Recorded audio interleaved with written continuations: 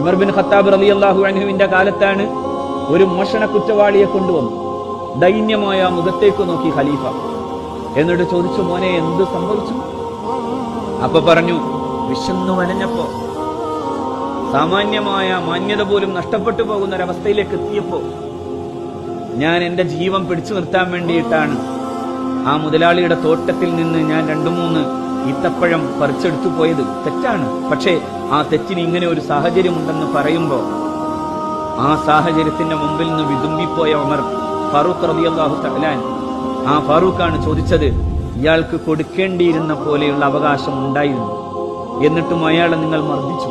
എന്നിട്ട് അതിനും ശേഷവും നിങ്ങൾ അയാളെ വീണ്ടും ഇസ്ലാമിക നിയമകൃത്യത്തിന്റെ ഭാഗമായിട്ടുള്ള ശിക്ഷാ നടപടികൾക്ക് വിധേയമാക്കാൻ വേണ്ടി എന്റെ അടുക്കിലേക്ക് കൊണ്ടുവരികയും ചെയ്തു. നിങ്ങൾക്ക് നാണം തോന്നിയില്ലെന്ന് ചോദിച്ചു സയ്യിദുനാ ഫാറൂഖ് റളിയല്ലാഹു അൻഹു.